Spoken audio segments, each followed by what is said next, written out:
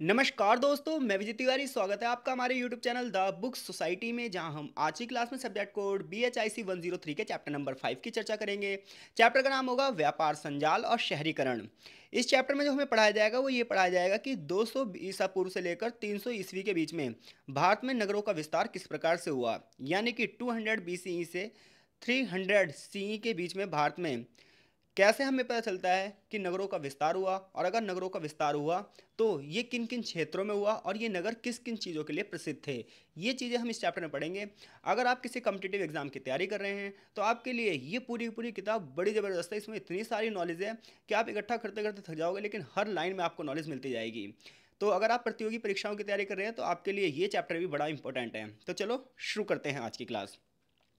सबसे पहले चैप्टर में ये बताया गया है कि एक प्रस्तावना दी गई है। प्रस्तावना तो खैर यही बता रही है कि आगे चैप्टर में हम क्या पढ़ेंगे, इसलिए मैं प्रस्तावना को छोड़ दे रहा हूँ और यहाँ से शुरू करता हूँ, जहाँ से हमें ये बताया जा रहा है कि 200 BCE से लेकर 300 CE के बारे में हमें किन स्रोतों से पता चल रहा है, यानी कि वो कौन से ऐतिहासिक स्रोत हैं जिससे हमें इस टाइम पीरियड के बारे में पता चलता है। कौन से टाइम पीरियड के बारे में? 200 BCE से लेकर 300 CE के बीच में। तो देखो, इस अवधि में बड़े पैमाने पर जो है वो शिलालेख का निर्माण किया गया था, और इन शिलालेखों के अध्ययन से हमें इस टाइम पीरियड के बारे में पता चलता है। जितने भी शिलालेख मिले हैं उनमें से जो अधिकांश शिलालेख मिले हैं उनमें दान का रिकॉर्ड है, जिससे पता चलता है कि बड़े पैमाने पर व्यापारियों द्वारा और राजाओं द्वारा भूमि का दान दिया जाता था, और इस दान का उल्लेख शिलालेखों के माध्यम से किया जाता था, जिसमें दान देने वाला अपने पारिवारिक पहचान को बताता था, अपने मूल स्थान के बारे में लिखवाता था और व्यवसाय के बारे में विवरण देता था। लाइक डैट देखो भाई, आज आप किसी भी सार्वजनिक स्थल को देखो तो वहाँ पर मान लो किसी ने एक मूर्ति लगवाई है, तो उसके नीचे वो एक नेम प्लेट सी लगवाता है ना कि ये मूर्ति फलाने के द्वारा दान में दी गई है। तो उससे भी ये पता चलता है कि हाँ भाई, इस व्यक्ति ने इस मूर्ति को दान में दिया है, इस व्यक्ति ने इस स्कूल को बनवाया है, इस व्यक्ति ने इस कॉलेज को बनवाया है। तो ऐसी ना इतिहासकार पता लगाते हैं इन चीज़ों का। जैसे वर्तमान में आप ये चीज़ें देखते हो, ऐसे इतिहासकार क्या होता है, जो खुदाई में चीज़ें मिली हैं, बहुत सारे जो शिलालेख मिले हैं, उन शिलालेखों से ये पता चलता है कि दान प्रथा बहुत ज़्यादा थी इस टाइम पीरियड पे। इसके साथ ही साथ यहाँ पर बड़े पैमाने पर धातु मुद्राएं मिली हैं, बहुत सारे पुरातात्विक स्रोतों के माध्यम से बर्तन मिले हैं, खुदाई के दौरान दैनिक उपयोग यानी कि डेली रूटीन की चीज़ें मिली हैं। इतना ही नहीं, विलासिता की वस्तुएं भी थोड़ी बहुत मिली हैं। विलासिता की वस्तु वो वस्तु होती हैं जो महंगी होती हैं, जिन्हें उच्च वर्ग के लोग प्रयोग करते हैं। इसमें कीमती पत्थर थे, आभूषण थे। इसके अलावा दो धर्मशास्त्रीय ग्रंथ हैं, एक का नाम है मनुस्मृति और एक का नाम है याज्ञवल्क्य स्मृति। तो ये दोनों जो ग्रंथ हैं ये भी इसी दौरान लिखे गए थे। इसके अलावा भी और भी किताबें हैं जो इस दौरान लिखी गई थी, जैसे कि महाभारत का शांति पर्व और अनुशासन पर्व। इन दो किताबों की भी रचना इसी काल में हुई थी। शांति पर्व से हमें राजनीति के बारे में पता चलता है। इतना ही नहीं, इसके अलावा और भी बहुत सी किताबें हैं जो कई लेखकों के माध्यम से, नाविकों के माध्यम से, यात्रियों के माध्यम से लिखी गई थी। जैसा कि हम सभी को पता है, स्ट्रैबो की एक किताब है जियोग्राफिकॉन, ऐसी डायोडोरस की एक किताब है बिब्लियोथिका हिस्टोरिका, ऐसी प्लिनी की एक किताब है नेचुरल हिस्टोरिका, ऐसी एक अज्ञात लेखक की किताब है द पेरिप्लस टेस एरिथ्रियन थैलासस। इसी प्रकार से टॉलमी की एक किताब है ज्योग्राफी उपजेसियस। तो ये सारी जो किताबें हैं, ये इसके अलावा जो पुरातात्विक खुदाइयों के दौरान जो चीज़ें मिली हैं, इसके अलावा जो शिलालेख हैं, इन सब से हमें 200 ईसा पूर्व से लेकर 300 ईसा पूर्व के इतिहास के 300 ईस्वी के इतिहास के बारे में पता चलता है। तो अगर कोई भी आपसे पूछे कि 200 ईसा पूर्व से लेकर 300 ईस्वी के बीच में इतिहास के बारे में आपको किससे पता चलता है, ऐतिहासिक स्रोतों के बारे में बताओ, तो सबसे पहले आप शिलालेखों की बात बताओगे, फिर पुरातात्विक खोजों की बात बताओगे जहाँ पर बहुत सारी बस्तियाँ मिली हैं, नगर योजनाओं के बारे में पता चलता है, डेली रूटीन की चीज़ें मिली हैं, बहुत सारे बर्तन मिले हैं।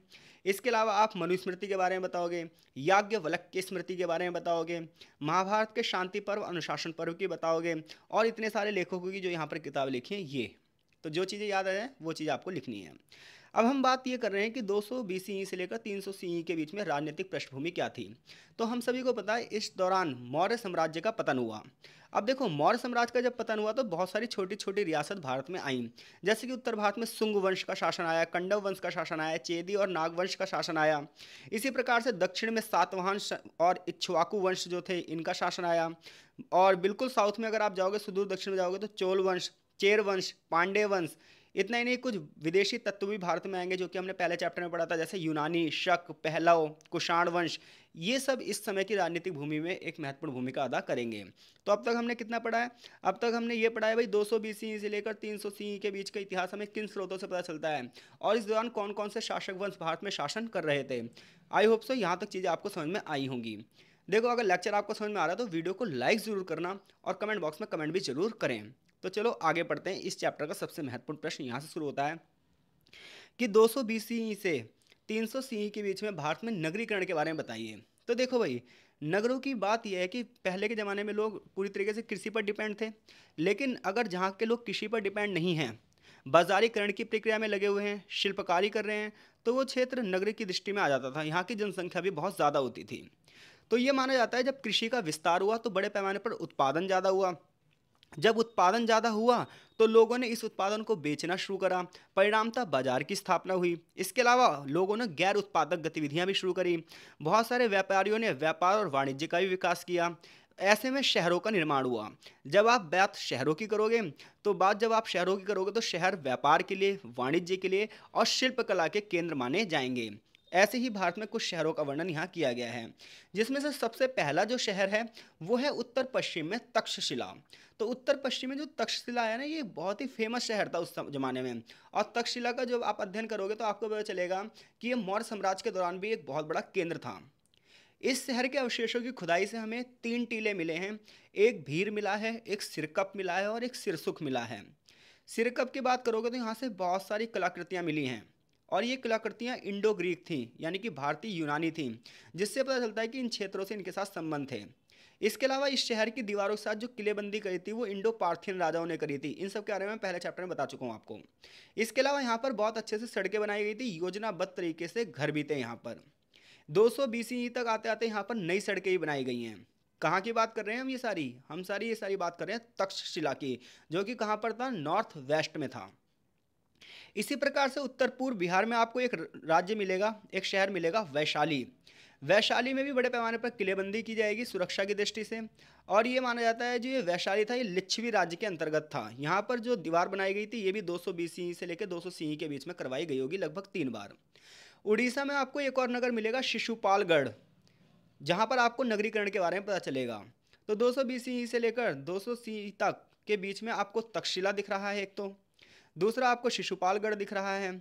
इसी प्रकार से अगर आप देखेंगे तो और भी बस्तियां भारत के अलग अलग इलाकों में होंगी, जैसे कि उत्तर पूर्व बिहार में वैशाली। इस अवधि के दौरान जो सबसे बड़ा शहर था वो माना जाता है मथुरा था। इस अवधि के दौरान मथुरा जो है उत्तर भारत में सबसे अग्रणी शहरों में से उभरा था। यहाँ पर शक राजाओं ने, पहलव राजाओं ने, कुषाण राजाओं ने शासन किया, और बड़े पैमाने पर मथुरा अपनी धन संपदा के लिए माना भी गया।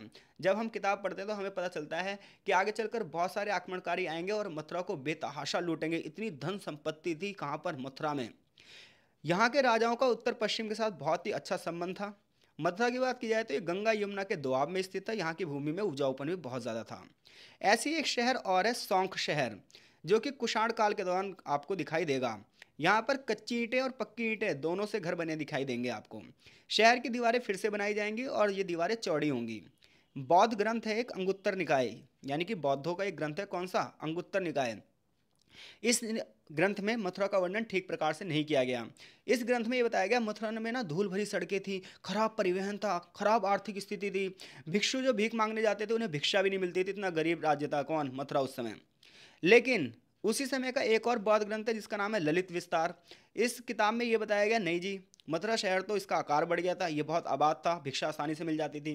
तो ऐसे में ना कई बार मतभेद भी आते हैं, लेकिन फिर भी ज़्यादातर जो ऐतिहासिक ग्रंथ हैं वो मथुरा की समृद्धि के बारे में ही बता रहे हैं। इसी प्रकार से पूर्व दिशा में एक और बहुत तगड़ा शहर था जिसका नाम था चंद्रकेतुगढ़, जो कि कोलकाता से लगभग 23 मील की दूरी पर स्थित था और ऊंची मिट्टी की दीवार से घिरा हुआ था। ये शहर बहुत ही ज़्यादा बड़ा था और यहाँ की सबसे बड़ी विशेषता पता है क्या है? चंद्रकेतुगढ़ की, यहाँ पर ना काले पॉलिशदार मृदभांड मिले थे, यानी काले पॉलिशदार बर्तन मिले थे, जिससे पता चलता है यहाँ की शहरी सभ्यता थी। यहाँ के लोग भोग विलासी जीवन व्यतीत करते थे। इसके अलावा मिट्टी के बर्तन मिले हैं, पकी हुई मिट्टी की मूर्तियाँ मिली गई हैं, तांबे के सिक्के मिले हैं, मदिरा के गिलास मिले हैं। तो सोचो अगर मदिरा के गिलास मिले हैं तो यहाँ के लोगों को कितना अवकाश रहता होगा और वो कितना ज़्यादा मनोरंजन करते होंगे। इसी प्रकार से आपको एक और नगर मिलेगा निचले बंगाल में, जिसका नाम है मंगलकोट। मंगलकोट में तीसरी शताब्दी के दौरान आपको शहरीकरण मिलेगा। पकी हुई मिट्टी की यहाँ कलाकृतियाँ मिलेंगी। कीमती पत्थर के हार, पीने के गिलास, चित्रित डिजाइन वाले लाल मृदभांड मिलेंगे और मोहरें भी मिलेंगी। और ये सारी चीज़ें चीख चीख कर ये गवाही देती हैं कि ये पूरा का पूरा क्षेत्र शहरीकरण की एक विकसित व्यवस्था को दिखा रहा है। मकान ईंटों से बने होंगे और उनके बगल में ईंटों से बने कुएं भी होंगे। तो यानी कि भारत में अगर आप देखोगे तो उस समय ग्रामीण व्यवस्था भी थी, लेकिन बहुत सारे शहर भी थे जो भारत में अलग अलग जगह पर अपनी समृद्धि के गीत गा रहे थे। दक्कन की बात करते हैं अब। ये तो बात होगी उत्तर भारत की। अब तक जब आप दक्षिण भारत में जाओगे तो शुरुआत होगी दक्कन से। जब आप दक्कन की बात करोगे तो यहाँ पर नेवासा, टेर, सतनी कोटा, यहाँ पर आपको शहरी बस्तियाँ मिलेंगी। सतनी कोटा की बात की जाएगी तो यहाँ पर सातवाहन वंश का शासन था और ये एक बहुत बड़ा शहरी केंद्र था। यहाँ पर बड़े बड़े किले भी बनवाए गए थे और ये तुंगभद्रा नदी के किनारे स्थित था। ये शहर तीसरी शताब्दी सी के आसपास बहुत ज़्यादा फला फूला। दीवार के अलावा ये शहर एक खाई से भी घिरा हुआ था। किले की दीवारें यहाँ की पक्की ईंटों की बनी हुई थी। कीमती पत्थर के मनके भी दिखे हैं, जिससे पता चलता है कि यह शहर बहुत ही भोग विलासी था। इसी प्रकार से आपको नासिक में एक शिलालेख मिलेगा, जिस शिलालेख में हमें सातवाहन वंश के बारे में पता चलेगा और शक वंश के बारे में पता चलेगा कि किस प्रकार से शहरों में स्थापना के लिए नगर और नगर निगम की भी स्थापना की गई है। जैसा कि एक शक राजा थे रुद्रदमन। शक राजा ने रुद्रदमन जो था, इसने जंगली जानवरों और चोरों से नगर की रक्षा के लिए बड़े पैमानों पर क्या करा, दीवारों का निर्माण किया। निगमों की रक्षा करने का इसने दावा किया, जिससे बदलता उस समय की शहरी व्यवस्था थी। इसी प्रकार से जो गौतमीपुत्र सातकर्णी था, इसने भी नगरीकरण को बढ़ावा दिया है। इसी प्रकार से एक और शहर होगा धन्य कटक, जो कि कृष्णा नदी के किनारे होगा। यहाँ से शिलालेखों में व्यापारियों का वर्णन किया गया है, श्रेणियों का वर्णन किया गया है, जिससे पता चलता है कि यहाँ पर पता है क्या है, व्यापार फला फूला होगा। ऐसी एक और जगह है नागार्जुन कोंडा, जिस पर इक्ष्वाकु वंश के राजाओं ने शासन किया था और ये उन वंश की राजधानी भी थी। तो मेन मेन चीज़ें सारी मैंने हाईलाइट कर रखी है। एक से दो बार, तीन बार आप चीज़ों को पढ़ो, चीज़ें अपने आप आपको याद हो जाएंगी और एग्जाम आपका बहुत जबरदस्त जाएगा। बात ये नहीं कि आप इग्नू में पास हो रहे हैं, बात ये भी है कि अगर आप एसएससी की तैयारी कर रहे हैं, यूपीएससी जैसे कठिन परीक्षाओं की तैयारी कर रहे हैं और आपका हिस्ट्री ऑप्शनल सब्जेक्ट है, तो आपको ये किताब बहुत सारी नॉलेज दे रही है भाई। समझ गए, हर लाइन से क्वेश्चन है। आगे चलकर अगर आप टीचिंग में जा रहे हैं, यूजीसी नेट वगैरह की तैयारी करोगे, जब आप एमए करोगे, तब भी ये बहुत सारी चीज़ें काम आएंगी। लगातार पेपरों में क्वेश्चन आते रहते हैं, तो इसलिए बहुत ध्यान से पढ़ो इन सब चीज़ों को। शहरीकरण की जब आप प्रक्रिया देखते हो तो सुदूर दक्षिण तक भी पहुंचती है। यहाँ पर दो महान शहरों का वर्णन किया गया है सुदूर दक्षिण में। एक शहर है मदुरा और एक है कावेरी पट्टनम। तमिल कविता है एक, जिसकी कविता का नाम है मुदरई कांची। तो मुदरई कांची नाम की जो कविता है, इसमें मुदरी शहर के बारे में विस्तृत रूप से वर्णन किया गया है।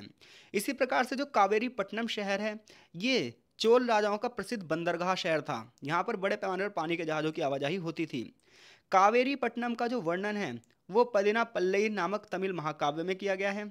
इसके अलावा एक और तमिल महाकाव्य जिसका नाम है शिल्पादिकारम, इन सब में कावेरी पट्टनम शहरों का वर्णन किया गया है, जिससे पता चलता है कि इस शहर में बड़े पैमाने पर व्यापारी, कारीगर और मछुआरे की बस्तियां थीं और यहाँ पर यौन व्यापारी भी आते थे, यानी कि बाहरी व्यापारी भी यहाँ पर कुछ दिनों के लिए आते थे। शहर में एक बंदरगाह भी था। इसके अलावा यहाँ पर एक लाइट हाउस भी था। खुदाई में बंदरगाह के पास एक भंडार गृह यानी कि स्टॉक रूम भी मिला हुआ है। और इसके अलावा कविताओं में, महाकाव्यों में यहाँ के जलाशय के बारे में भी पता चलता है, सार्वजनिक स्नानगृह के बारे में भी पता चलता है।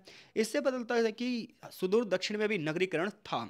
तो अगर हम उत्तर से बात करें दक्षिण तक और पूर्व से बात करें पश्चिम तक, तो बहुत सारे नगर रहे और हर एक नगर अपनी कुछ ना कुछ चीज़ों के लिए जाना जाता है और हर एक वंश ने नगरीकरण को बढ़ावा दिया है।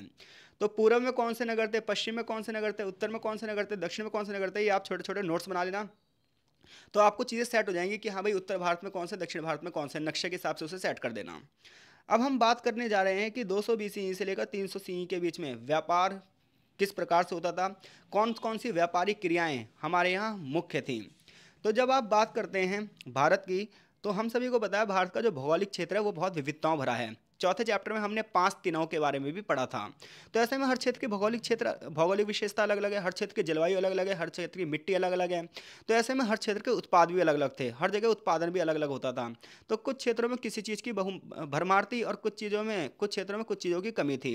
ऐसे में जिन क्षेत्रों में कुछ चीज़ों की कमी थी उन्हें दूसरों के सामने मांग करनी पड़ी और जिनके पास चीज़ें ज़्यादा थी उन्हें बेचने के लिए एक बाजार चाहिए था। इसकी वजह से भारत में ना स्थानीय व्यापार शुरू हो गया। एक क्षेत्र से दूसरे क्षेत्र में बड़े पैमाने पर व्यापारी आवाजाही करने लगे और जो अधिशेष होता था, जो ज़्यादा उत्पादन होता था, उसे बेचने के लिए वो बाजार की क्या करते थे, तलाश करते थे। और इसके अलावा जिनके यहाँ उत्पादन कम होता था वो ऐसे ही व्यापारियों की तलाश करते थे जिनसे उन्हें सामान मिल जाए। फॉर एग्जाम्पल, जहाँ पर कृषि क्षेत्र होता था वहाँ खाद्यान्न फसलें होती थी, गन्ने का उत्पादन किया जाता था, लेकिन उनके पास नमक नहीं था, मछली नहीं थी। तो नमक और मछली के लिए वो उन क्षेत्रों पर निर्भर होते थे जो तटीय प्रदेश थे। लेकिन जो तटीय प्रदेश थे, जो समुद्र नदियों के आसपास के क्षेत्र थे, ये खाद्यान्न और गन्ने के लिए इन लोगों पर निर्भर थे। तो ऐसे में हर एक बंदा एक दूसरे पर डिपेंड था। तटीय क्षेत्रों में नमक और मछली का उत्पादन होता था, लेकिन मुख्य आहार चावल धान की खेती नहीं होती थी, वो उन्हें बाहर से मंगानी पड़ती थी। ऐसी जो पहाड़ी श्रृंखलाएं थी ये लकड़ी और मसालों के लिए फेमस थी, लेकिन खाद्यान्न और नमक इन्हें दूसरे क्षेत्रों से मंगाना पड़ता था। तो ऐसे में भारत में ना व्यापार की शुरुआत हो गई। जब आप व्यापार की बात करोगे तो सबसे पहले ना वस्तु विनिमय होता था, यानी कि एक वस्तु के बदले दूसरी वस्तु ली और दी जाती थी। लाइक डैट, नमक, धान, मछली, दूध उत्पाद, जड़े, हिरन का मांस, शहद और ताड़ी सुदूर दक्षिण में वस्तु विनिमय की नियमित वस्तुएं थी, डेली रूटीन की वस्तुएं थीं। हालांकि भोग विलास की जो वस्तुएं थी वो बहुत कम ही यूज़ होती थी, जैसे मोती, हाथी के दांत जो थे ये ज़्यादा यूज़ में नहीं होते थे। छोटा मोटा मोल भाव भी होता था। इसके अलावा उपमहाद्वीप में बहुत सारे स्थल मार्ग मिले हैं। इन स्थल मार्गों के माध्यम से व्यापार होता था। पूरे भारत में ना 4 प्रमुख मार्ग थे जिनके माध्यम से व्यापार होता था। इसके अलावा बहुत सारे छोटे छोटे मार्ग भी थे, लेकिन हम यहाँ पर सिर्फ 4 बड़े मार्गों की बात करेंगे। पहले मार्ग की बात की जाए तो ये मैंने देखो हाईलाइट कर रखा है, आप स्क्रीनशॉट ले सकते हो या आपके पास किताब है तो उसमें भी हाईलाइट कर सकते हो। तो पहला मार्ग शुरुआत होती है सातवाहन राजधानी से, जो कि जगह है पैठन। पैठन से शुरू होकर ये जगह जाती है तगार, नासिक, सितव्या, बाणसभ्य, उज्जैनी और सांची से होता हुआ गंगा घाटी तक पहला मार्ग जाता है। यानी कि हम क्या पढ़ रहे हैं, भारतीय उपमहाद्वीप में 4 प्रमुख मार्गों की बात कर रहे हैं जिनसे बड़े पैमाने पर व्यापार होता था। तो जो पहला मार्ग है ये कहाँ से शुरुआत होती है, इसकी इसकी शुरुआत होती है पैठन से। और ये किन किन क्षेत्रों से होकर जाता है, तगार, नासिक, सितव्या, बाणसभ्य, उज्जैनी, सांची और गंगा घाटी तक पहुँचता है। अंत में ये कौशल की राजधानी श्रावस्ती तक भी पहुंचता है। ये सब चीज़ें आप नक्शे में देखोगे कहाँ हैं। इसके अलावा एक अन्य मार्ग और है जो कि भागलपुर से शुरुआत है इसकी और आगे चलकर चंपा और गांधार राज्य तक जाता है। तीसरा मार्ग पाटलिपुत्र, जिसे आज पटना के नाम से जानते हैं, पाटलिपुत्र से शुरू होता है और सिंधु डेल्टा पटल तक जाता है। इसके अलावा एक अन्य मार्ग है जिसे हम दक्षिणा पथ के नाम से भी जानते हैं। ये गंगा नदी से लेकर गोदावरी नदी तक जाता है। ठीक है भाई, उत्तर से दक्षिण की ओर जाता है, इसे दक्षिणा पथ भी कहते हैं। अर्थशास्त्र की जो किताब है जिसे कौटिल्य ने लिखा है, उस किताब में भी इन मार्गों का वर्णन किया गया है, जिससे पता चलता है कि इन मार्गों से बड़े पैमाने पर व्यापार किया जाता था। अच्छी किस्म के वस्त्र, शंख, हीरे मोती, बहुमूल्य पत्थर और सोने का व्यापार किया जाता था। इसके अलावा उत्तरकाली पॉलिशदार जो मृदभांड थे, विशिष्ट प्रकार के जो शहरी बर्तन थे, इनका भी व्यापार किया जाता था। जड़ी बूटी और मसालों का भी व्यापार बड़े पैमाने पर किया जाता था, जिससे पता चलता है कि उस काल में कितने बड़े पैमाने पर व्यापार होता था, क्योंकि खुदाई के दौरान बहुत सारे सिक्के भी मिले हैं। तो अगर आप इस नक्शे का अध्ययन करें, आपके पास किताब है, तो ये सारी चीज़ें 1 2 3 करके लिखी हुई हैं, आप चीज़ों को समझ जाओगे। लंबी दूरी के जो सफल व्यापार थे, यानी कि देखो छोटी दूरी के तो व्यापार तो डेली रूटीन की चीज़ों के होते थे, लेकिन अब जो हमारे व्यापार बाहरी क्षेत्रों से होंगे, जैसे रोम से होंगे, ग्रीक से होंगे, तो इन सबसे जो व्यापार होगा वो विलासता की वस्तुओं का होगा, वो महंगी वस्तुओं का होगा, वो भोग विलासी वस्तुओं का होगा। यानी कि जो आसपास के क्षेत्रों में विकास हो रहा है, व्यापार हो रहा है, वो किसका हो रहा है, डेली रूटीन की वस्तुओं का हो रहा है, दैनिक दिनचर्या की वस्तुओं का प्रयोग हो रहा है। लेकिन जब हम एशिया के देशों से व्यापार करेंगे, यूरोप के देशों से व्यापार करेंगे, तो यहाँ पर चीन से व्यापार करेंगे, रोमन साम्राज्य से व्यापार करेंगे, और बड़े पैमाने पर इन देशों के साथ विलासिता की वस्तुओं की मांग बढ़ेगी। पश्चिम में ना रेशम की डिमांड बहुत ज़्यादा थी, और रेशम का उत्पादन केवल चीन में होता था। अब रेशम क्या होता था, रेशम मध्य एशिया से होते हुए तक लाकामा तक लामकान नामक जगह से पामीर के पठार ईरान के मध्य से होते हुए पश्चिम एशिया तक पहुंचता था। क्योंकि यहाँ की जो भौगोलिक व्यवस्थाएं हैं, बीच में हिमालय पर्वत की श्रृंखलाएं हैं, तो जिसकी वजह से एक लंबी दूरी तय करनी पड़ती थी इसे मध्य एशिया तक पहुँचने के लिए। अब यहाँ से रोम कुलीन वर्गों के हाथ पहुँचता था और फिर यूरोप के अन्य देशों तक इसकी सप्लाई की जाती थी। तो ऐसे में ना रेशम बहुत महंगा था और इसकी ना डिमांड भी बहुत ज़्यादा थी। तो ऐसे में जो ये रूट हुआ जिसके माध्यम से रेशम को यूरोप तक पहुंचाया जा रहा है, मध्य एशिया के देशों तक पहुंचाया जा रहा है चीन से, तो इस रूट का नाम पड़ गया सिल्क रूट, जिसे हम रेशम मार्ग के नाम से भी इतिहास में जानते हैं। सिल्क रूट जो था ये एक लंबा रास्ता था। देखो यहाँ पर ये पूरा का पूरा नक्शा बना हुआ है, आप बहुत से ध्यान से इसे देख सकते हैं, जो डॉट डॉट डॉट डॉट बना हुआ है ये। तो जब आप सिल्क रूट को देखोगे तो आपको पता चलेगा ये एक बहुत लंबा रास्ता था। तो ऐसे में व्यापारियों को बहुत सारे खतरों से भी गुजरना पड़ता था। उसका रीज़न ये है कि महंगी महंगी वस्तुएं एक स्थान से दूसरे स्थान पर जा रही है, तो चोर और डकैतों की भी क्या रहती होगी, निगाह इस पर होती होगी। तो ऐसे में व्यापारी जो लाते थे वो उच्च वस्तु की कीमतें लाते थे, और ईरान के राजाओं को तो बहुत ज़्यादा प्रॉफिट होता था। इसका उसका रीज़न ये था कि ईरान बिल्कुल बीचों बीच पड़ता था, तो मध्यस्थता के रूप में काम करता था। वो बहुत सारा टोल टैक्स लगाता था, सीमा शुल्क लगाता था, जिसकी वजह से रेशम की ना दाम और ज़्यादा बढ़ जाते थे। तो कुल मिलाकर रेशम से क्या हुआ, व्यापार और नगरीकरण को बहुत ज़्यादा लाभ पहुंचा। आगे बात करें तो रोमन और भारत के बीच में जो व्यापार है ये अरबों की मध्यस्थता से शुरू होगा। देखो, जब हम रोमन साम्राज्य की बात करेंगे तो उस समय का रोमन साम्राज्य बहुत बड़ा था। आज भले ही ये इटली की राजधानी बनकर रह गया हो, लेकिन जब आप हिस्ट्री आपने पढ़ी होगी 11वीं की हिस्ट्री में खासतौर पे, तो रोमन साम्राज्य एक बहुत बड़ा साम्राज्य था और आगे चलकर ये सिकुड़ गया। तो रोमन साम्राज्य की बात करें तो इसका भारत से संबंध था वो अरबों के माध्यम से था। अरब व्यापारी बड़े पैमाने पर हमारे यहाँ से सामान ले जाते थे और वो इन क्षेत्रों को बेचते थे, और फिर रोमन साम्राज्य पता क्या करता था, इन सामानों को खरीद के यूरोप के अन्य देशों को भेजता था। जैसे कि आप वर्ल्ड का मैप देखो, तो वर्ल्ड का मैप में इटली की आज देखना जगह कहाँ पर है, तो इटली मध्य एशिया से जुड़ा होगा। तो ये जो अरब वाले देश है ये भारत से बड़े पैमाने पर सामान खरीदेंगे और किसको बेचेंगे, इटली को, एक तरीके से आप ये मान लो। और ये फिर यूरोप के अन्य देशों को महंगे दाम पर बेचेगा। ऐसे में ना इटली विकसित ही होता जाएगा, होता ही जाएगा, यानी कि रोमन साम्राज्य विकसित हो जाएगा, जिसकी वजह से ना जो अन्य देश हैं वो इससे ना एशिया करने लग जाएंगे, जलन करने लग जाएंगे। ये बात हम वर्ल्ड हिस्ट्री में पढ़ेंगे। ठीक है भाई। तो मुद्दा ये था कि अच्छा, अब आप कहोगे इटली डायरेक्ट हमारे पास क्यों नहीं आ सकता था, क्योंकि ना समुद्र का ज्ञान उस समय था नहीं, हवाओं का ज्ञान इतना था नहीं, और अरब के लोगों को जो ज्ञान था वो उन्होंने छुपा कर रखा ताकि किसी और को ये पता ना चल जाए। जैसे कि अरब के लोगों ने ये बात पता लगा ली थी कि किस टाइम पे हवाएं भारत की ओर चलती हैं, उसी टाइम पर नाव को लेकर चलो तो तेज़ी से भारत में पहुंचा जा सकता है। और किस समय चक्रवातीय बारिश होती है, इस समय पे हमें नहीं जाना चाहिए वरना क्या हो जाएगा, नावें पलट जाएंगी। लेकिन ये बात यूरोपीय लोगों को नहीं पता थी, इसलिए यूरोपीय लोग जब भी भारत की ओर आने की कोशिश करते थे तो अफ्रीका महाद्वीप का चक्कर लगाकर आते थे, जिसकी वजह से उनकी नावें पलट जाती थी। तो बहुत सारे मुद्दे हैं जो हम वर्ल्ड हिस्ट्री में पढ़ेंगे। तो अरब व्यापारियों ने इस जो पूरे के पूरे व्यापारिक मार्ग पर नियंत्रण कर लिया। उन्हें पवन प्रणाली का ज्ञान था। मानसूनी हवाओं की खोज का जो श्रेय जाता है वो हिप्पेलस नामक एक नाविक को जाता है। इसी प्रकार से पेरिप्लस ने भी बताया है कि जुलाई के महीने में जो हवा बहती है ये लाल सागर से अगर आप यात्रा शुरू करोगे तो बहुत जल्दी से भारत में पहुंच जाओगे।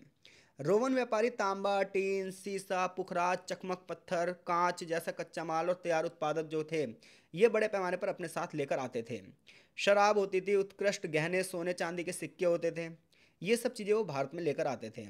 लेकिन भारत से क्या ले जाते थे वो, बड़े पैमाने पर मसाले ले जाते थे, जड़ी बूटियाँ ले जाते थे, काली मिर्च ले आते थे, जटामासी, मूला ब्राथम, सिनबार, कीमती और अकीमती पत्थर ले आते थे, फिरोजा, सुलेमानी पत्थर, इंद्रगोप, सूर्यकांत पत्थर, गोमदेव, सीपियाँ, मोती, हाथी के दांत, इमारती लकड़ी, इसके अलावा आबनूस, चंदन की लकड़ी, सागौन की लकड़ी, बांस की लकड़ी, ऐसी तमाम चीज़ें वो अपने साथ ले जाते थे। यानी कि बहुत सारी चीज़ें लेकर आते थे और बहुत सारी चीज़ें लेकर जाते भी थे। रोमन भारतीय वस्तुओं का जो है सोने में भुगतान करते थे, यानी जैसे काली मिर्च खरीदी तो बदले में वो हमें क्या देंगे, सोना देंगे। तो दक्षिण भारत में जो श्रीलंका है, दक्षिण पूर्वी एशिया है, इनके साथ भी इनके व्यापारिक संबंध थे।